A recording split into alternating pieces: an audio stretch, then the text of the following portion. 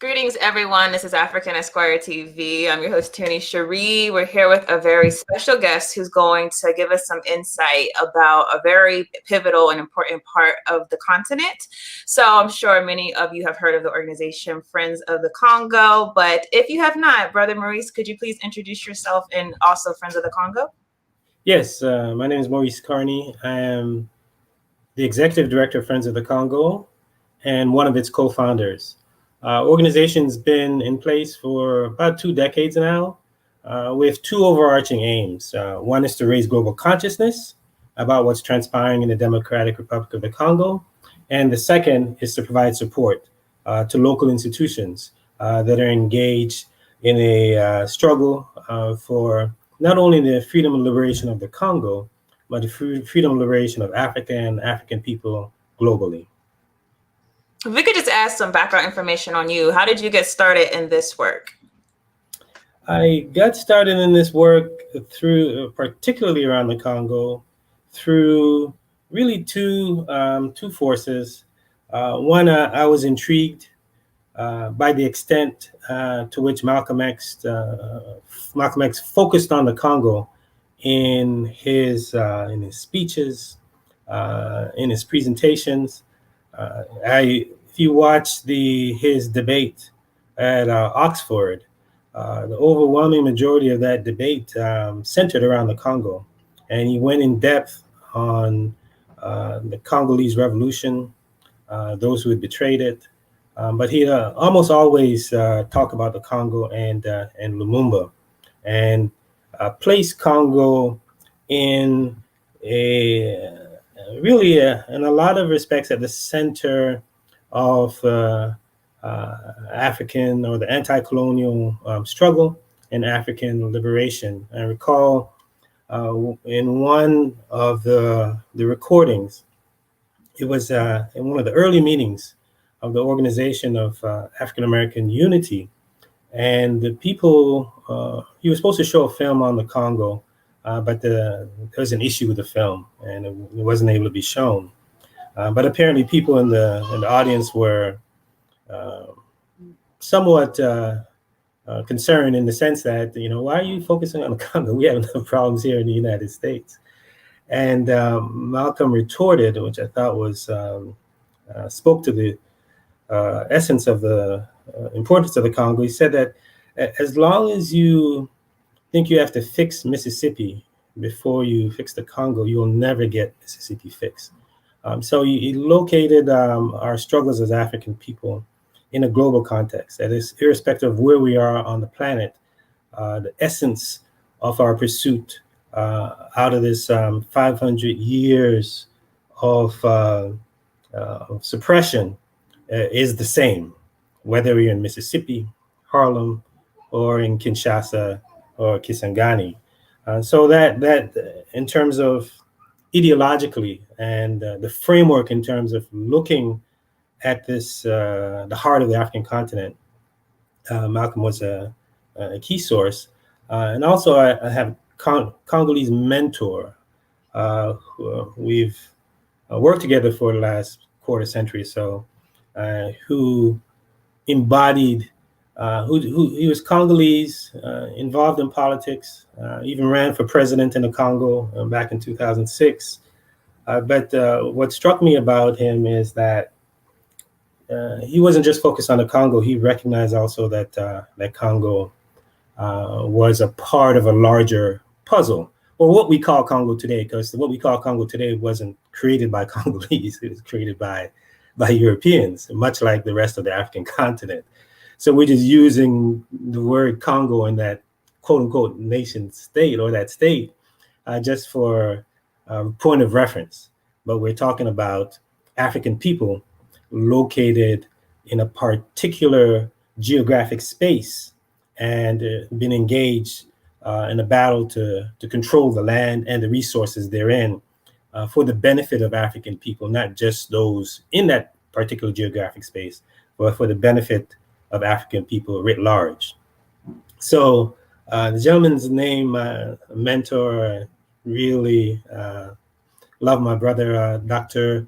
Alafuele Mbui Kalala. has had a great impact on me in terms of my engagement in this work, along with listening to the speeches and words of Malcolm. And then as you dig deeper, you find that just about any revolutionary figure of note the last half century or so recognize the centrality of the place that we call Congo in the heart of the African continent to the freedom and liberation of the continent as a whole and of African people. Kwame Nkrumah, who some people dubbed the father of Pan-Africanism, wrote an entire book about it called The Challenge of the Congo. And in the foreword of the book, even before the foreword, there's an agreement laid out there between Nkrumah and Lumumba, Patrice Emery Lumumba, where Congo would serve as the titular capital for Nkrumah's United States of Africa. And there's a whole host of reasons why that makes sense. If you read any of the works of Cheikh Anta Diop, Federated States of Africa, for example, he gets into the whole question of Congo's centrality to the industrialization of Africa. If you reference Frantz Fanon, and Fanon in African revolutions, he talks about, he paints a simple but powerful picture of Congo, where he says that the African continent is shaped like a gun, and Congo is its trigger. You pull that trigger, it ignites a combustion, sets off a combustion that will light up the entire African continent. So whether you're talking about Fanon, whether you're talking about Nkrumah, whether you're talking about Malcolm, even Che Guevara himself recognized, Che and Fidel, you have to say Che and Fidel, recognized that Congo was central, and it remains central, in the anti-colonial struggle, to the point where he went there in 1965. Some people even speculate that when Che and Malcolm met in New York, that they had discussed plans around the Congo. Malcolm supported the revolutionary figures, not only in the Congo, not only in word, but in deed. And Che famously said that Congo's problem is a world problem, and the extent to which Congolese will be successful in their revolution is the same extent to which Africa will be successful in ridding itself of the yoke of colonialism. So when you have the best of our freedom fighters sharing, writing books, giving speeches, sharing what the importance of this geographic space to the liberation of our people, then at the very least it should catch your attention. And then the more you delve into it, at least what I've found is the centrality of the Congo in what Marimba Ani calls the Maafa, where that 500 years, the past 500 years, beginning with the trafficking of Africans, how Congo has been central in pivotal periods. The so-called slave trade, the bulk of the Africans, 4 out of every 10 African, if we were to believe UNESCO and the Emory University Slavery Database, 4 out of every 10 African came out of the Congo region, where we're talking about, which is different from today. We're talking about Gabon, the Republic of Congo or Congo Brazzaville, the Democratic Republic of Congo or Congo Kinshasa, Equatorial Guinea and Angola, that whole swath that represented the Congo Empire.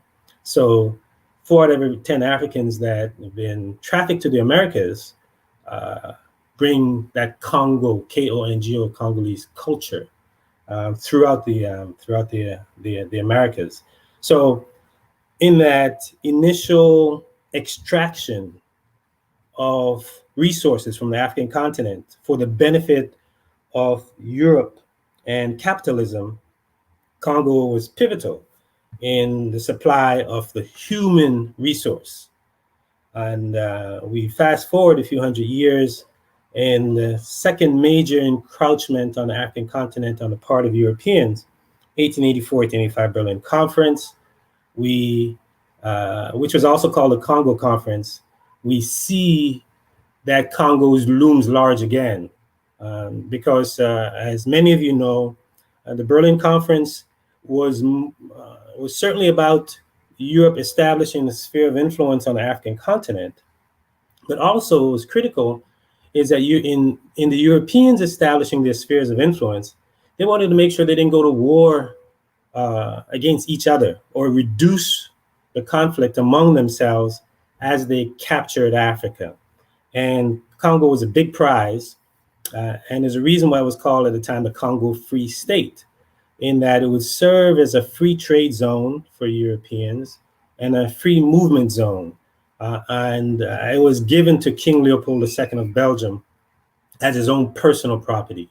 But he had to concede that even though it's your personal property, your private property, you are allowing free trade and free movement to all European powers, so that there's no issue around them going to conflict, fight with each other. So in the carving up of the continent, we see Congo looming large again. And I would argue the people living in that geographic space have paid the dearest price in the subjugation of Africans over the past, pursuant to the so-called slave trade. Because in that 23-year period from 1885 to 1908, the Congo was the private property of King Leopold II. The population was decimated by half. Anywhere from 10 to 15 million people perished as the king extracted ivory and predominantly rubber to fuel the burgeoning tire industry needed for bicycles and automobiles in the West. And that's really the relationship that Congo is emblematic in the most extreme sense of the relationship between Africa and Europe, in that it's been plundered, where we're talking about as a result, plundered through the people, through the so-called slave trade, and then natural resources coming out of the Berlin Conference, rubber, and even right up to today. If you look at the tragedy in the Congo from 1996 to the present, an estimated 6 million Congolese at least have perished as resources have been extracted, again, to fuel Western industries, whether it's the coltan for our cell phones or the cobalt that we need for the batteries in our iPad or in our electric vehicles like the Tesla, Prius, and all the other auto companies that are now developing electric vehicles. So the centrality of the Congo has been present, both in the tragedy that Africans have faced to an extreme sense, probably more than any other region on the planet where Africans inhabit. And then, of course, on the potential side as to what Congo can do for the liberation of Africa, as laid out by Kwame Nkrumah in The Challenge of the Congo, and as articulated by many other revolutionary figures. Wow, you said so much, and a lot came to mind with what you were talking about. One, like you said, so this is a Pan-Africanist platform, obviously, and this is a location that is very central to really the entire African diaspora, because like you said, the transatlantic slave trade that heavily came out of the Congo, and then, of course, the partition of Africa. To people in the diaspora who are not aware of just how under siege Congo is today, could you paint a picture of the everyday situation for a Congolese person? Yeah, it's interesting that you said under siege. For people who are not aware, probably the first thing, one of the first things that they should be aware of, the extent to which Congo is under siege today is directly connected to U.S. imperialism. And the condition that we find the Congo in today is a result of United States foreign policy, right? Just a few years ago, the United States State Department published some declassified documents that look at U.S. covert action in the Congo in the 1960s. And at the time, the covert action, of course, U.S. covert action is led primarily by the Central Intelligence Agency. It was the largest covert action in the world at the time in the early 1960s. And that covert action resulted in several things. One, it overthrew Congo's democratically elected prime minister at the time, which was Patrice Emery Lumumba, who the United States saw as a dangerous figure. Therefore, they didn't really give him much time to get settled in as prime minister. And you can probably best follow U.S. foreign policy at this time by checking out what the chief of station of the CIA wrote about his role in overthrowing Congo's first democratically elected leader. He wrote a book. His name is Larry Devlin. He wrote a book entitled Chief of Station Congo. So he talked about how he corrupted Congolese elites, how he overthrew Patrice Emery Lumumba, how he tried to assassinate Lumumba. He claimed that he failed, but a lot of folks beg to differ because Lumumba was eventually assassinated just 6 months or so after he was inaugurated. He was inaugurated on June 30th, which is 1960, which Congo celebrates its independence, which was yesterday. And he was assassinated on January 17th, 1961.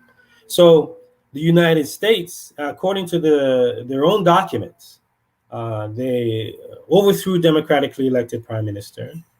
And then every figure that came after Lumumba that were ascended to the level of head of state, the Central Intelligence Agency had a say in, had a veto on.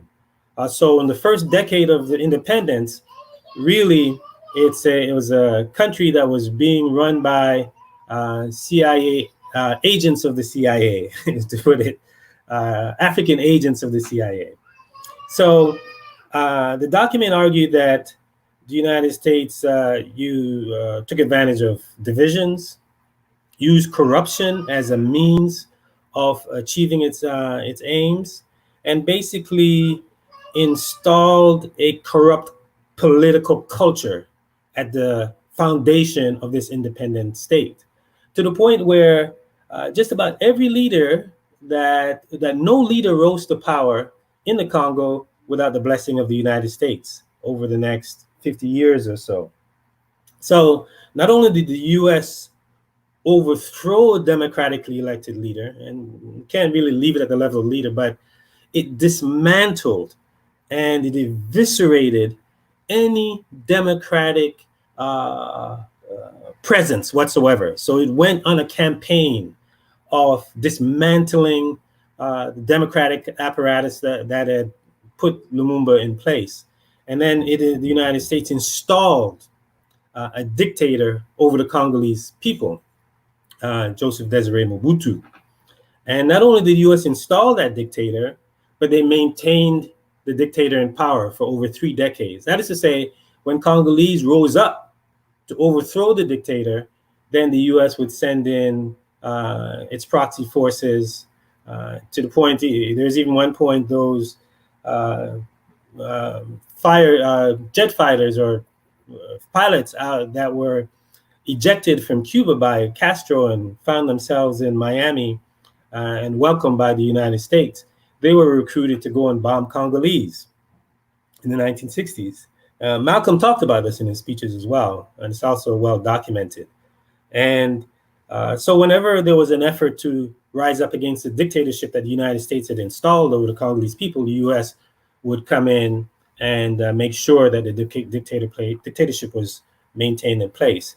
So that set the mold for the conditions that we see today, where Congolese live in abject poverty, where the leadership is a corrupt comprador class. They They don't govern, but they reign. And they reign in the interest of foreign capital. And that leaves the Congolese in extreme poverty, according to the way World Bank classifies extreme poverty. Up to 70% of the population live on less than $2 a day. If you look at the United Nations Human Development Index, the 180 plus countries or so that they document, Congo is found consistently near the bottom. Now, this is in the space of arguably the richest, the most blessed country on the planet. Economists at Business Insider say that Congo is estimated to have $24 trillion worth of natural resources in its soil, right? The United Nations Food and Agricultural Organization says Congo has the agricultural capacity to feed over 1.2 billion people. That's more than the population of the entire African continent. That is equivalent to the expected increase in world population between now and 2050. So natural resources, agriculture, and then this space is the second lung of the world, behind the Amazon. It's vital in our fight against climate change. It has the agriculture, the hydro capacity, should one want to go down that path, to provide electricity for the entire African continent, some left over Southern Europe, and the Middle East.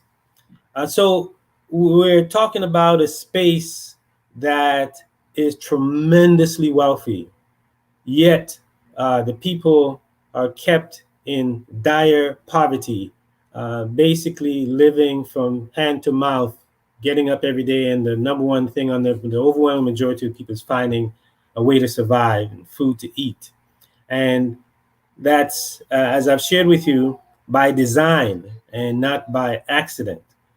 So U.S. foreign policy has been central in the condition that we find the Congo in today. And it's not fundamentally different in terms of their foreign policy. They're ridding Congo of its aspiration and the will of the people at the time, similar to what they did with Mossadegh in Iran in the 50s, similar to what unfolded in the early 70s in Chile with Allende and Guatemala. There's just so many countries that the United States has gone in and overthrown democratically elected leaders. And unfortunately, Congo has been the victim of this U.S. foreign policy, and the legacy obtains to this very day.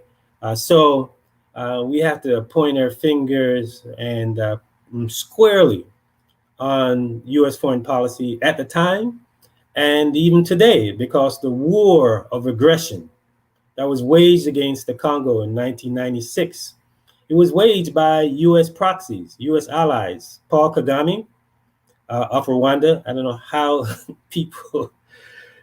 So I hear some people characterize him as a Pan-Africanist. I would love to deal with that. I was actually going to have that as my next question. I was wondering, when you hear like on mass Pan-Africanist platforms, he's now the hero of Pan-Africanism. Yeah, when you hear people characterize Paul Kagame as a Pan-Africanist, it means that Western or U.S. propaganda has worked. You've been duped. You've been bamboozled. You've been led astray. You fall victim to the propaganda machine, which is a very powerful force. Because, Malcolm talked about it, right? He talked about how the propaganda is so deep that it can make you hate yourself. So it certainly can make you love someone who hates an African. And Paul Kagame is someone who hates Africans. Trust me, if we judge the results of his handiwork, right? So Paul Kagame of Rwanda and Yoweri Museveni of Uganda, two figures, they invaded the Congo twice, 1996, 1998. That triggered the loss of an estimated 6 million African lives. And they invaded the Congo with the backing of the United States in terms of military support, in terms of financial support, in terms of equipment, in terms of intelligence, We have a short film, a 26-minute film that documents this, where we actually have U.S. officials on record talking about overseeing the shipment of observing the shipment of equipment and weapons to Rwanda. Is on our website, Congo Justice, congojustice.org, or if you search YouTube, Crisis in the Congo, Uncovering the Truth, a short 26-minute film that goes into detail about the extent to which the United States support these two, what's Thomas Sankara would characterize as agents of neocolonialism.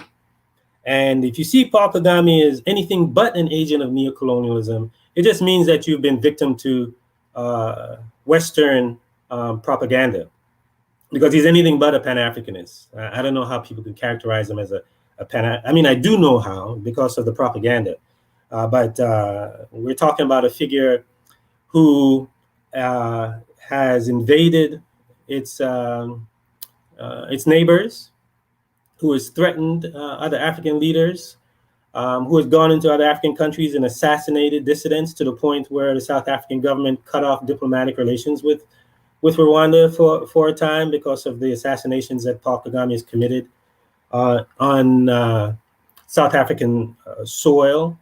We're talking about a figure who detests any kind of dissension in his country. The last elections that were held, if you want to call them that, he won with 99% of the vote. We're just trying to figure out why he left 1% off. We just don't understand that. And but more importantly, one of the figures who challenged him is a woman. Her name is Diane Rigara, and he put her in jail. Circulated nude pictures of her on the internet. He did everything he could to humiliate her and her. He put her entire family in jail for daring to stand up to him. And he did the same in 2010 with another woman, Victoire Ingabire, who he put in jail and maintained in jail because she dared to run for president on an independent platform against them. So when people tell you about Rwanda being progressive women and in the parliament, you need to ask them, well, what of Diane Rigara, who ran for president? What of Victor Ingabire? So his record on women, very clear. He jails them, and he jails their families if they choose to challenge him. But if you're compliant and you're pliable, you can do whatever you're fulfilling his wishes. Sure, he'll allot certain seats for you in the parliament, but don't try and challenge him in any way. And this guy, it's really fascinating. He's probably the first Pan-Africanist that Black people and Africans are championing, that has the former president of the United States, Bill Clinton, and the former warmonger Prime Minister of the United Kingdom, Tony Blair, has his close confidants and counselors. And he's tight with Benjamin Netanyahu of Israel. He's tight with Edelson out there in Las Vegas, that a right-wing Jewish dude who finances right-wing policies that kill Black people in the United States. And then where you find him is not at the World Social Forum, but you find him at Davos just about every year. So I really would like to see the receipts for this Pan-Africanism that people are talking about, right? I really would like to see that. It brings up an issue also. We recently did a live stream on the issue of people repatriating to Africa and not necessarily having a political agenda. I mean, a lot of diasporans, I'm sure you know, are going to Rwanda because it's so safe and clean and all these things. What type of problems does that present for this idea of that's an ideal location to repatriate to? Listen, it's fine to have a safe, so quote unquote. I mean, when you run a police state, safety is not an issue, because you run afoul with a state, they'll kill you or jail you. So that's where the safety is coming from. When you run a police state, forcing people to clean up the streets is not an issue. Our point is that you do not have to kill in jail and invade and plunder in order for you to have a clean and safe state, right? In order for you to have a state that can support people who want to come back to the continent. Our models are models of Pan-Africanism and what a state can do. Probably the best modern or recent case is Thomas Sankara out of Burkina Faso. What he's done for women, what he did for the environment, what he did for leveraging the local resources. He put the people to work and say, we're Burkina Bay, and we don't have much, but we're going to use what we have for the development of our country. Now, contrast this with Kagame. Half of his budget is funded by the West, right? Half of his budget is funded by the West. If we believe the documents from the United Nations and the Congolese people, the plunder of the Congo has fueled his country, where Rwanda is the #1 producer of coltan in the world. They don't have the reserves of coltan. They're pilfering it from the Congo. So by any metric, in terms of how you arrive at that safety and that cleanliness, that's not in alignment with our Pan-African tradition at all. It's in alignment with what with figures that we've seen the West impose on Africans, where they keep order by killing Africans. They keep order by jailing Africans. So that's how Kagame has arrived at the position that he has had in his country. And just speak to any Rwandan dissident. We work with African Great Lakes Action Network, AGLAN. People can check them out. They are very active on Twitter and on Facebook, where they're constantly organizing and mobilizing against Kagame. I mean, the guy just killed a famous gospel singer in the Congo because the gospel singer was singing songs that were not in alignment, right? Not in alignment with Kagame's propaganda, right? So he doesn't spare anyone, right? When it comes to they're challenging his way of running things in Rwanda. So I would just encourage people to look at some of these figures. Look at Kizito Mihigo, the gospel singer that Kagame just knocked off. Looked at Diane Rwigara, who was running for president, Victor Ingabire, and Patrick Kariega, who he assassinated in South Africa. I mean, he sends hit squads all over the world. British intelligence is warning British citizens all the time about Kagame sending hit squads, and this is what's really key, that he's able to do what he does globally because of the backing that he gets from the West, right? There are international institutions that have tried to bring him to book, but we find the United States and the United Kingdom running interference, either political interference or diplomatic interference. I'll give you an example. The Spanish courts have this principle, this international jurisprudence called universal jurisdiction, where they're able to go after people who kill or figures, especially heads of states or leaders, political leaders who kill their citizens.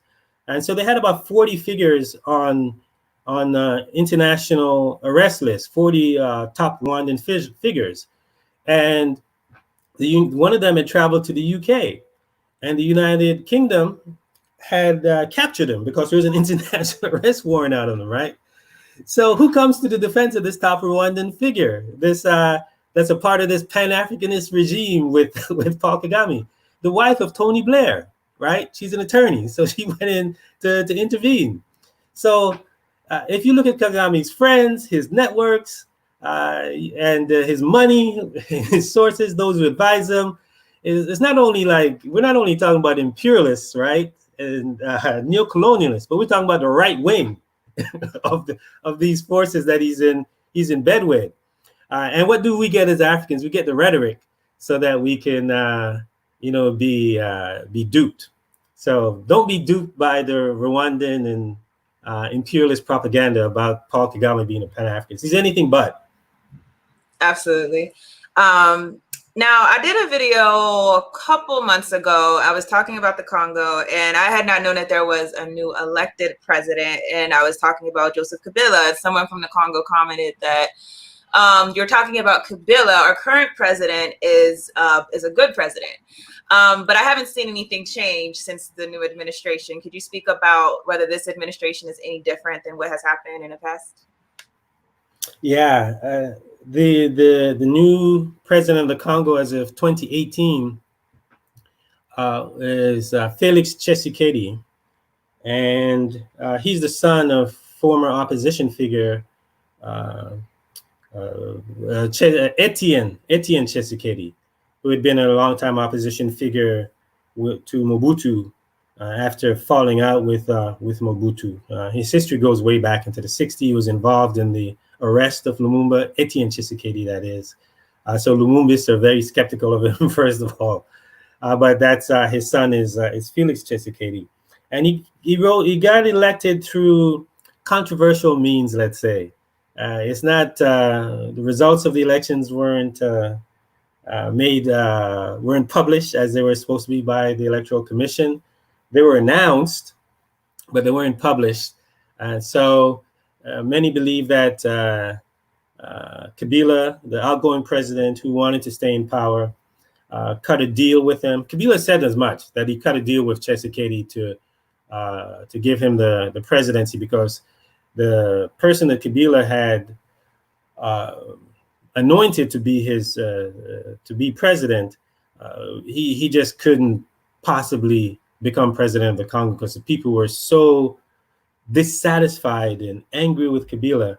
They didn't want any vestige of Kabila left. So if Kabila was to assure that his protege would arise to head of state, that country would have gone up in flames. So Tshisekedi was the alternative, and who Kabila felt was a pliable alternative. But he's proven to be different in terms of his taking over the reins of the presidency and really snatching a lot of the power that Kabila had in the parliament and in local, provincial parliaments throughout the country. However, Felix Tshisekedi is really much like we see in other African leaders today. When you go from one African leader to the next, when it comes to major issues of imperialism, major issues of capitalism, major issues of self-determination, major issues of Pan-Africanism. We're talking about the real Pan-Africanism coming out of Nkrumah and Toure and Keita and all those. They're really seeing on the continent, throughout, agents of neocolonialism. They're both the opposing figures are firmly ensconced in the capitalist camp, in the imperialist camp, and are ready to serve as agents of neocolonialism. The distinction is who's more enthusiastic than the other, right? And at this stage, Tshisekedi is probably more enthusiastic to serve as an agent of neocolonialism. And he has been to Washington a few times and, met with Mike Pompeo under the Trump administration. And it's always fascinating to look at Congolese media when a head of state come here and meet with the high official in the United States, like it's celebrated, right? Like, hey, we got a meeting with Pompeo. Hey, he's probably going to meet with President Trump. And but not only did he do that, but of note, when he came to Washington the second time, he spoke at APAC. APAC is the Israeli Public Affairs political action group here. That's notorious for pushing policies that expand, settlements on the West Bank, and it's got Gaza in an open air prison. So that's the camp that's where he is. He sees Israel as the Israelis and Jews as a chosen people and Israel as a chosen state. So that gives you a sense, gives you some insight into his politics. He also met with the World Bank to try and renegotiate deals with agreements with the World Bank in bringing the World Bank back in the Congo. And he's in the process right now of, through the wishes of Washington and his diplomats, of isolating or trying to the best that he can to isolate China. So he is firmly in Washington's camp. There's instability in the east of the Congo. So he's peddling a narrative that this instability is a result of the Islamic State in the Congo, because some of the instability is caused by people who are followers of the Muslim faith. There is no Islamic State in the Congo, but Tshisekedi is using that as a rationale for bringing in greater military presence in the Congo through Africom. So there's an open invitation to Africom, and Africom has been there on the ground meeting with elected officials and the leaders of the Congo to see how to expand its presence in the Congo. And so this gives you a sense of what he represents on the geostrategic level.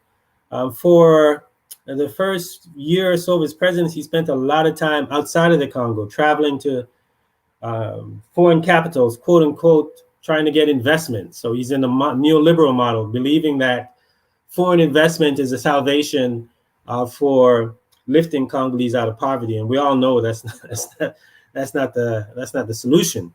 If we see the models that have been utilized, successful models for bringing the masses out of poverty. So to no one's surprise, the condition of the people, when we're talking about social conditions, health, education, access to drinkable water, and access to food, all of that, access to power, energy, hasn't fundamentally changed under Felix Tshisekedi, and it's not likely to change, irrespective of the quote unquote foreign investment that he's trying to bring into the country. So I think a lot of people probably want to hear, what do we do? Whether it's people on the continent or people who are in the diaspora. Clearly we need a revolution, but what does that look like inside of today's context? Yeah, and it's a huge challenge, right? Because we didn't just arrive in the condition that we're in today. So what I can share with you what we're doing, right? And we can encourage people to support us in the work that we're doing. As I stated at the outset, the aim of the organization is not just the aim, but what we're doing, which is raising global consciousness. So the extent to which people can assist in raising global consciousness and educating themselves about the Congo and the Congo region and Africa, I think that'll be really critical. That type of not just education, but political education, in locating your political education in a particular tradition, in a Pan-African tradition. That means that you're not only studying, Malcolm, and studying Nkrumah and Fanon, but you're also seeing how your actions today match up with that tradition, right? Match up with that tradition. So the raising of global consciousness. We have an event each year we call Congo Week, the third week of October. This year is from October 17th through the 23rd. The website is congoweek.org. So we encourage people to be a part of that. And what Congo Week does is it enables people to organize events or do something during that week that will elevate and highlight the Congo. Some people, they host fundraisers, they have teach-ins. We have Congo Sunday where faith leaders have a special day and service for Congolese and the suffering that they've undergone. So there's just a host of things. We have students who are writing papers and organizing forums, folks who are holding rallies. So we encourage you to be a part of that effort. That would be a very strong step in terms of raising global consciousness. So to assist us in raising global consciousness, doing what you're doing right now, inviting us on your platforms, into your organizations, so that we can share with you what's unfolding in the country, the work we're doing, and how you can get involved. So the extent to which you can spread the word, invite us in, participate in the consciousness raising actions that we have, would be a big step towards complementing and supporting the work that we're doing outside the Congo. Inside the Congo, we're working with a range of organizations that are firmly grounded in Pan-African and a Pan-African agenda. We work with organizations in rural areas where they're establishing learning centers. That is to say, we ship books over, and they establish small kiosks where students and kids can come and get access to the kind of revolutionary diet that's needed to bring the Congo out of the condition that it's in. And they also, in addition to the learning centers, they also connect with local community radio stations and get the radio stations to broadcast Pan-African content.